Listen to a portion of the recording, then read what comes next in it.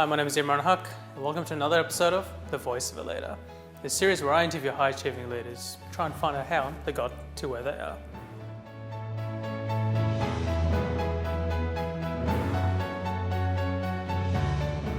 Singing, as defined by the Oxford Dictionary, is the art of making music with the voice. It's one of those things that many people love and enjoy doing, but in private, not in public. There are many, many benefits of singing, some of which include improving your sleep, increasing your self-confidence, and also getting people together.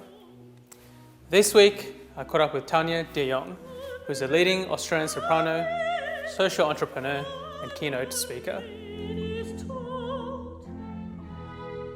Tanya, welcome to The Voice of a Leader. Thank you very much, Imran. Okay. So you were the daughter of Holocaust survivors. Yes, which is amazing. indeed. What did you learn from your parents' experiences? What were really challenging? That you should never give up and that there is always hope. Yep. And that we should never let our voice be silenced and that we need to connect and help others who are less fortunate than us. Sure. And my grandmother was also the founder of the very first inventor of the foldable umbrella. Oh, that's correct. In Vienna, is that right? Vienna, Yeah. 1929. And my grandfather, Karl Duldig, was a very acclaimed sculptor.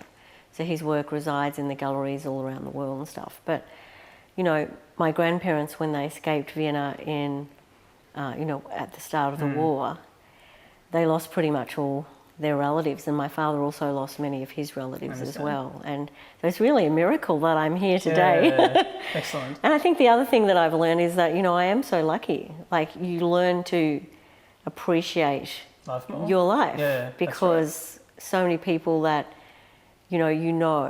and or who've been connected to your family have not survived, and it's no fault of theirs.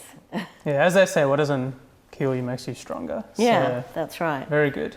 Yeah, I think it's also when taught me yeah. resilience. Yep. Like, so when shit happens, That's right. Yeah. I bounce back up and I keep going. In fact, quite often when people say I can't achieve something or you're never going to succeed at that, I go, okay, well, that's an even more of a reason for me to do this. Very good. Excellent. Yeah. So when you were 14, your best friend at the time told you not to take singing lessons. That's right, yeah. So I really wanted to have singing lessons. Sure. I thought I had a strong voice.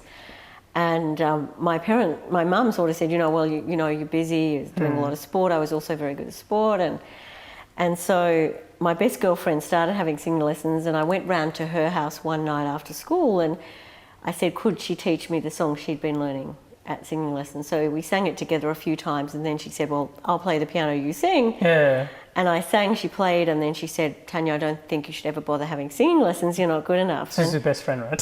Well, she was a good friend, Yeah, good school friend. sure. And, being a young 14-year-old girl, I believed her, like many of us believe when we're told not to sing or that we're not creative or these sorts of things. And so the next year I did backstage in the school musical, and finally in year 11, I auditioned for the musical Oklahoma. I auditioned for the chorus. Very good. And to my amazement, I got the lead role. And my friend didn't get in the chorus. Sweet revenge, yeah. Well, no hard feelings. Yeah, because, sure. when you're a kid, you often say things that you don't really realise the implications. But now all these years later, of course, that set the scene for me to have this incredible career as not only a singer, but I guess there was other things that happened where people said, you're not going to make it, you're never going to make it past the chorus, other teachers and people who would provide obstacles. Yeah. And so all these years later, I always say to people, don't let anyone stomp on your dream. But also with the work that I do, I see a lot of people whose voice has been silenced, either their speaking voice, their singing voice, their true purpose and meaning in life has been squashed at some point in time. The amount of people who say to me, I was told to lip sync in my school choir and, so stand in the back row and not actually make a sound. I could, if I was paid $1 for every one of those people, I would be so wealthy. Yeah, sure. Because people just will make these judgments about other people, or they'll say something just as a bit of a joke. Yeah, sure. Oh, don't sing, oh, you sound so terrible. And people believe that. Yeah, but actually, if you can talk, you can sing. And we were born to sing, If you were in Fiji or Vanuatu, you would be singing with your community every week in the church. You'd sing harmonies. Right. You know, no one would be going, oh, I'm not sure if I'm Yeah, good enough sure. or I'm tone deaf or, and, you know, it's just, we make these sorts of judgments, and Australia's particularly bad at this. Understand. Oh, good. Yeah. So you founded, and you're still involved in a number of organisations, I think some of which were Creativity Australia, Creative Universe. I think Dimension 5 is a new one. Yeah, so it all began with Potpourri Yep. 30 years ago. Oh, wow. So Nice. 30 years ago next year actually. So Jonathan Morton, the baritone, and myself started Potpourri, a singing group that has performed around the world. Excellent. And we still perform at concert halls, Yep. festivals, conferences and events. And then we set up an events and entertainment company called MTA, Entertainment and Events, Music Theatre Australia, that books a lot of other talent. Yeah, sure. And then I set up my first charity called The Song Room in 1999. So that's been going for 16 years now. Excellent. And 17 years now. Yeah. And has, you know, reached hundreds of thousands of disadvantaged schools and communities around Australia. Then in 2008, I founded my second charity, Creativity Australia, Yep. which runs social inclusion programs, bringing together people who are more fortunate, like us, Yeah. doctors, lawyers, teachers, accountants, That's true. with migrants, job seekers, and people with depression and disabilities, aged from 9 to 90, of all faiths and all backgrounds. Oh, And we good. go to weekly choirs, and not only do we share singing and the powerful neuroscientific benefits of singing, which I Yeah. talk about in my TED Talk, Yes, very but good. we also share a wish list. So people make wishes to one another for what they need in life, and people start to help one another meet their wishes, whether it's finding a job, helping someone with their resume, or finding a friend, Very good. whatever it happens to be. It's an amazing community of transformation and belonging. And then I founded Creative Universe in 2009, and Creative Innovation Sure. Global, which is the global conferences that I curate and Yeah, produce. very good. And then, I do a lot of speaking. Yes, I can tell. And singing and, you know, stuff all over the world, working with leaders and teams Good. and helping organisations to build a greater culture of transformation and innovation. And then, we just founded Dimension 5, which is a new co-working space in South Melbourne Very good. to bring together social innovators, collaborators. Excellent. So as you mentioned, you did TED Talk.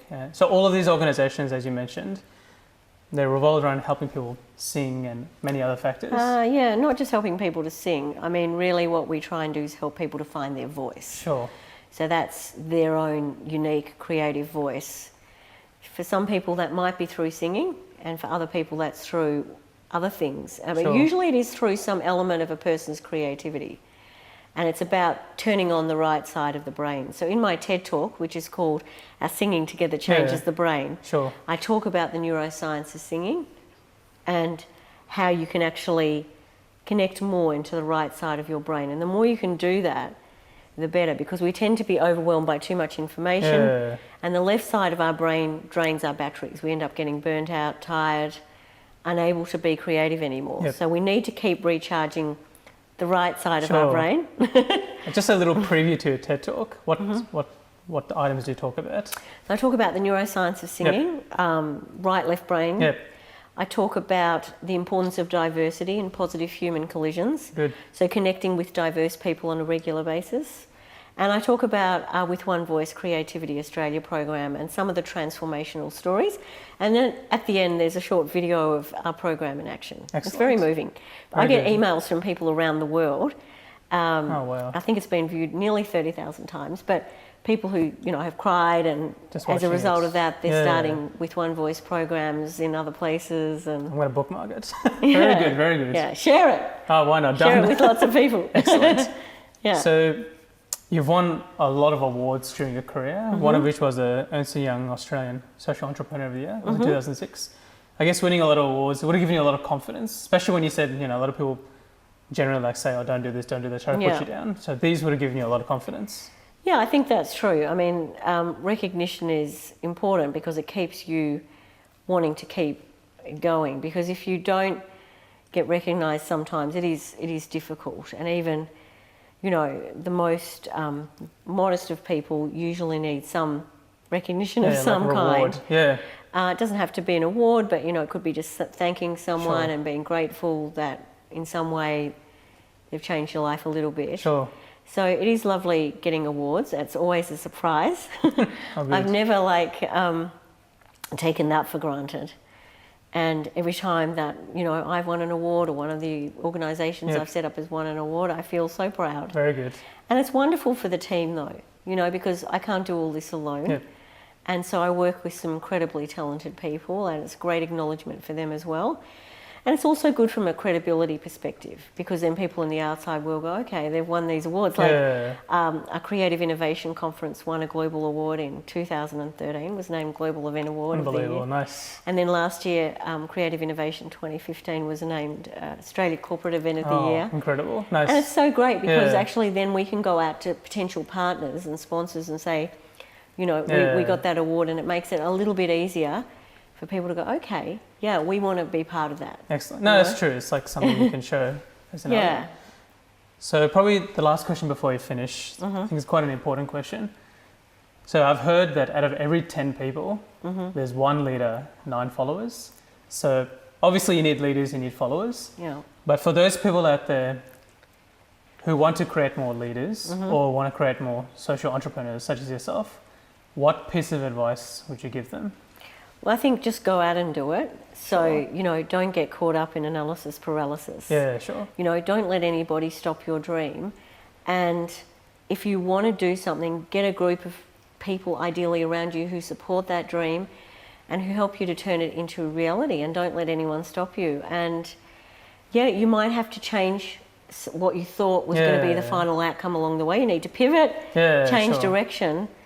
But really, the future is going to belong to entrepreneurs, people who create their own jobs. Sure. Not wait for the phone to ring. So you believe, say in the future, no, this is going on from there, so you believe it's something that'll grow, and common jobs like myself, like accounting, it'll...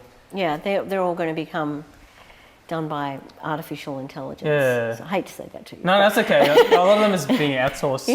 The predictions are that 47% of middle class jobs 47%. will become redundant over the next 5 to 10 years due to robotics and new technologies, artificial intelligence and so on. So I think it is extremely likely that most jobs that can be automated will, for sure.